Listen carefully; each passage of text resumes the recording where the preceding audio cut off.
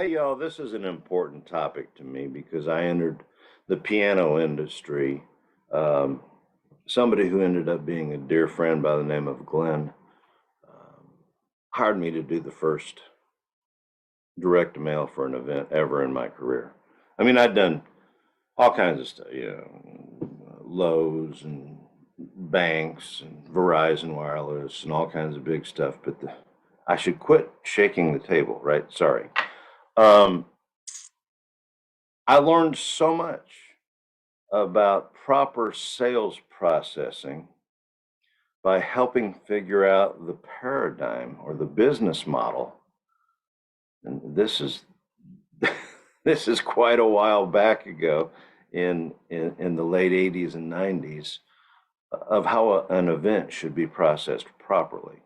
And the reason why it's a part of this day-to-day sales series is because you can steal so many psychological cues and benefits from the way they do an event, because an event is processed very, very specifically when it's done properly. The first thing that happens is the parking lot. A lot of times there'll be a banner that reinforces whether it was a landing page or a piece of mail or a billboard or something on electronic media. Somebody found out about the sale from some marketing stuff. So to reinforce the validity of the sale that they responded to, a banner on the outside is a really good idea, including parking signs.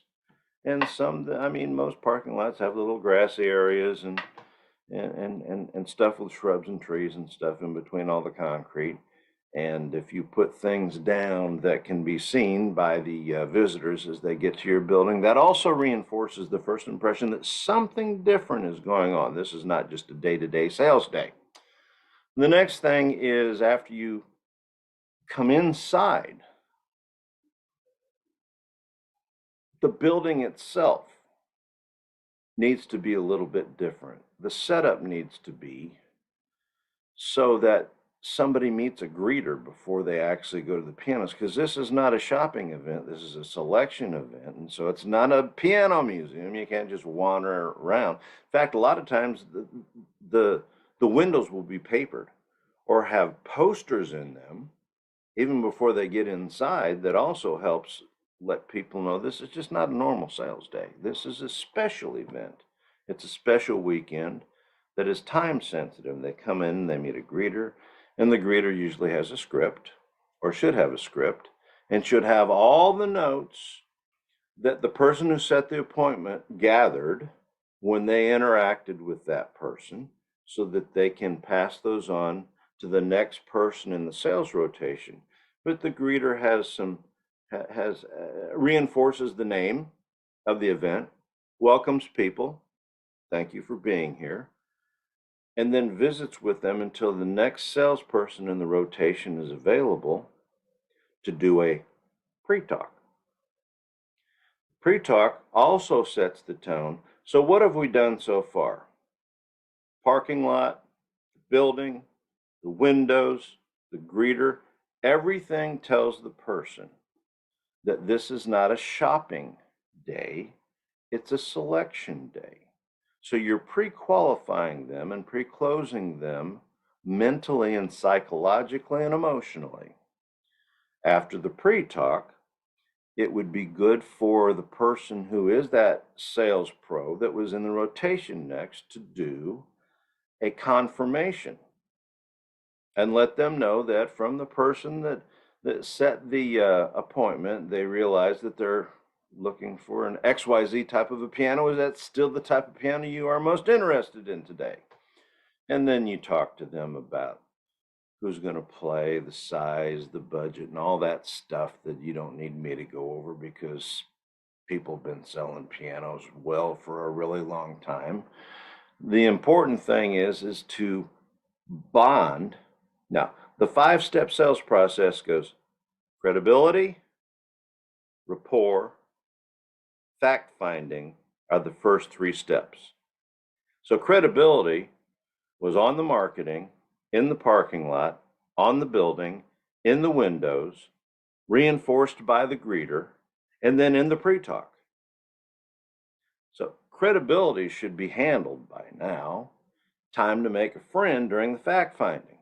So you can't take forever because you have to probably process a person for no more than 20 to 30 minutes if it's a very busy sales event.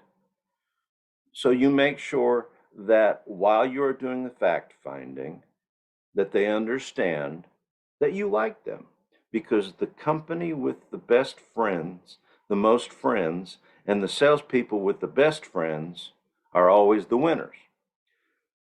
After that, you have the ammunition from the information given to you and gathered in the fact finding to take them to the 2, 3, 4 perfect pianos for them to look at. So many of those fact finding meetings before you get up and leave. Now, sometimes they do them standing up. I don't like that as much. I like people to drop their guard, even if it's for 5 or 10 minutes.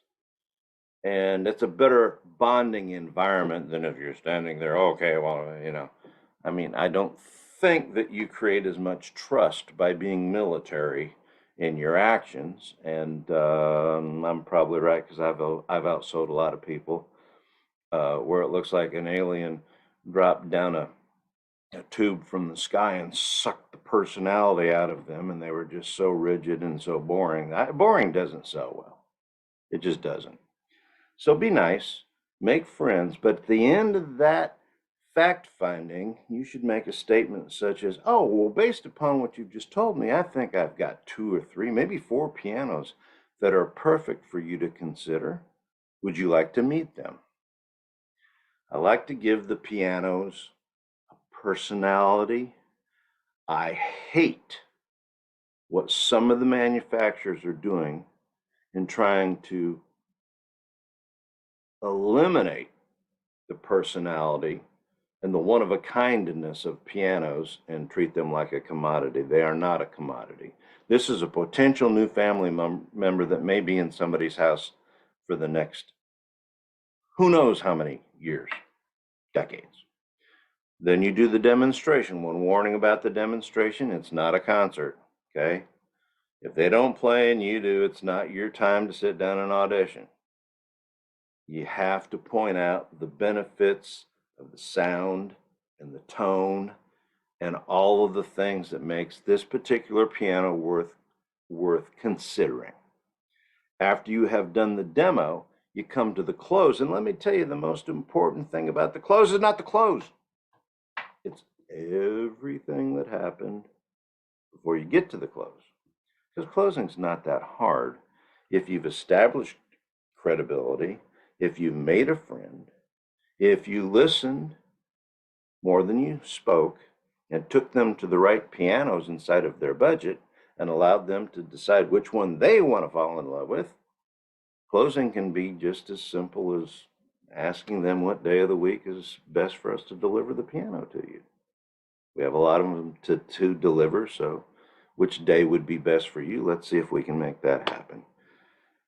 On the way to the greeter, reinforce the great decision that they made and tell them that you feel very, very fortunate to have been a part of this and a part of this thing, this new family member that's going to be in their home for years to come, or this new family member for their grandchild, or whatever the reason is. And hand them off to the writer feeling like you've done a really good job of helping somebody make a great decision. So the reason I said at the beginning that this is about a sales event, but all salespeople who do a really, really good job of having high closing ratios, 80-20 rule invoked, I guess there's some outliers out there somewhere, run their life by appointment. Now, that could be an entire different chapter, so I won't go there. But the way that these sales events work best is when there are several appointment days and only 1 or 2 public days. And the appointment days are much more valuable because you get the best selection before it's open to the public. And I think that if more day-to-day salespeople would learn how to run their sales lives by appointment and explain that, goodness gracious, I'm one of the only regional representatives for this brand. It doesn't matter if it's, Steinway, Yamaha, Kawai, Baldwin. You're explaining to the prospect why it is that you are so busy taking care of customers, keeping the showroom up, taking care of your paperwork, and communicating with people that you must run your life by appointment. So learn how to do that. Think about the steps that are in this quiz, this chapter, the submission, and think about how to apply them to your day-to-day sales protocol. They are extremely well thought out. And like I said, if you do learn to run your life by appointment, your closing ratio is going to go up, up, up, up. Thanks for being here. Appreciate you again.